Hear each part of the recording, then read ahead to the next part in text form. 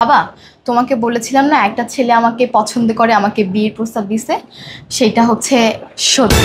আশরাফ আমার কলেজ লাইফের বন্ধু। তো ও না গতকালকে আমাকে প্রেমের প্রস্তাব দিছে। এই দুজনের মধ্যে আমি আমার জীবনে কাকে বেছে নেব, তুমি নির্বাচন করে দাও।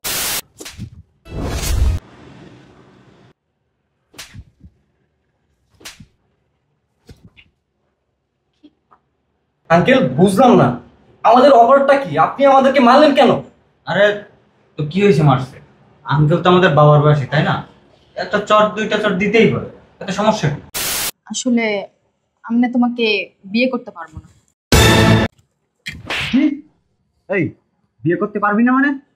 বিয়ে করতে পারবি না তাহলে তোর বাসায় ডেকে এনে তোর বাবার হাতে কেন চড় খাওয়ালি আমার? হ্যাঁ, তুই কি মনে করেছিস তোর বাবা আমাকে থাপ্পড় মেরেছে আমি কি মজা পাইছি?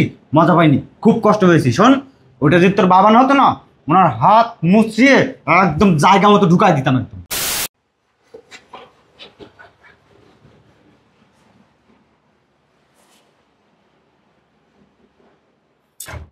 চলো তোমরা ভিতরে চলো,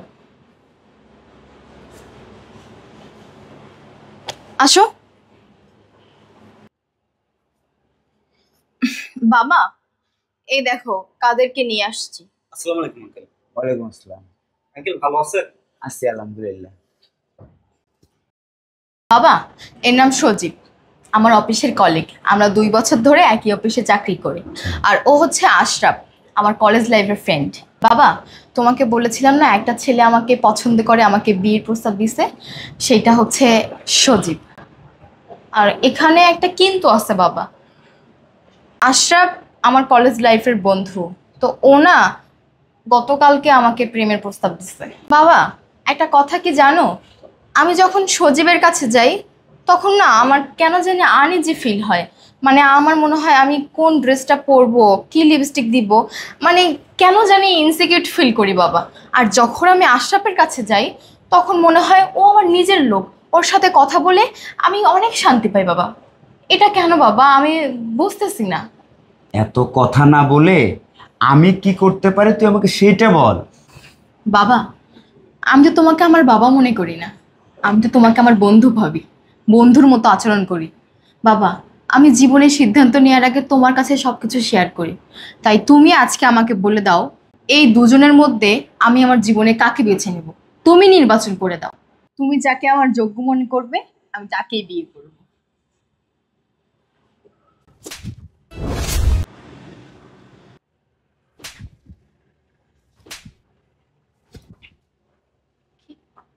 আঙ্কেল বুঝলাম না, আমাদের অফারটা কি? আপনি আমাদেরকে মারলেন কেন?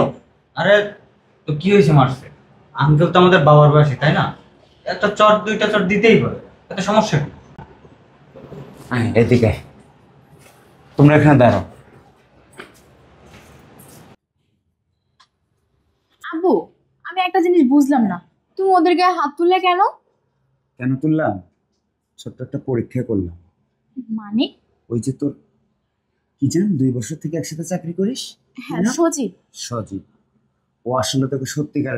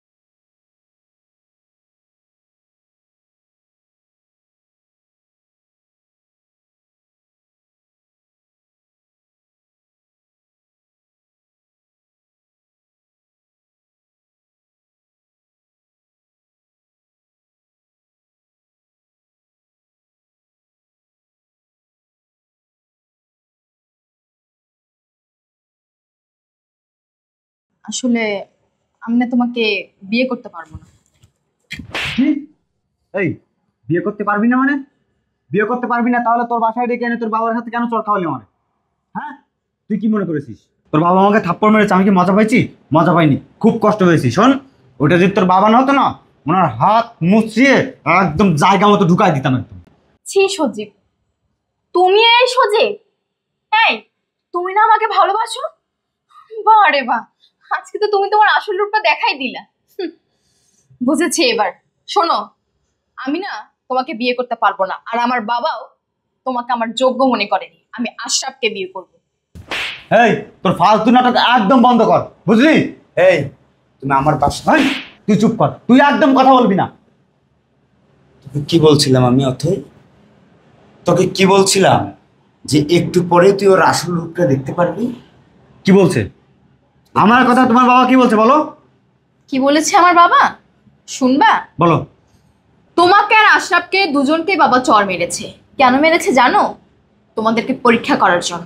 তোমাকে চড় মেরেছে, তুমি একটা কথাও বলনি। আর আশরাফকে চড় মেরেছে, ও সোজাসুজি বাবার মুখে কথা বলেছে। কারণ ও যা বলে একদম সোজাসুজি ভাবেই বলে। ও একটা স্পষ্টবাদী মানুষ, আর তুমি নিম্নি শয়তান। এই চুপ কর, একদম চুপ কর, ফালতু বকবক বন্ধ কর। তুই আর তোর বাবার যে একটা নাটক। এই বাস বস, এতক্ষণ অনেক কথা বলেছিস, অনেক খারাপ ব্যবহার করেছিস, ওনাদের সাথে করেছিস, আমি সহ্য করছি, কিন্তু আর না। অথয়ের লাইফ, ওর লাইফ পার্টনার হিসেবে ও কাকে চুজ করবে এটা ওর একান্ত ব্যক্তিগত ব্যাপার। এখানে তুইও হস্তক্ষেপ করতে পারবি না, আমিও করতে পারবো না। তাছাড়া অথয় আমাকে পছন্দ করেছে, দ্যাটস ওয়াই ও আমার হবু স্ত্রী। আমি বেঁচে থাকাকালীন আমার হবু স্ত্রী গায়ে তুই কখনোই আঘাত করতে পারবি না, আর যদি আঘাত করিস আমি তোর হাত ভেঙে দিব। যা, বের হ, বের হ। কাজটা ঠিক করলি না, তোরা না দেখে নে। এই যা। আঙ্কেল, মানে কিছু মনে করবেন না, আসলে আমি অনেক সহ্য করছি। আমি শুরুতেই প্রতিবাদ করতে চাইছিলাম, কিন্তু আপনার সামনে বেয়াদবি করা হয়ে যাবে এই জন্য আমি কিছু বলি নাই। বাদ দাও, ওসব বাদ দাও। তুমি আমার মেয়েকে পছন্দ করো, বেশ ভালো কথা। তোমার মা বাবা কবে আসতেছে আমার বাসায়? আঙ্কেল, আমার মা তো আগে থেকেই অথয়কে অনেক পছন্দ করে।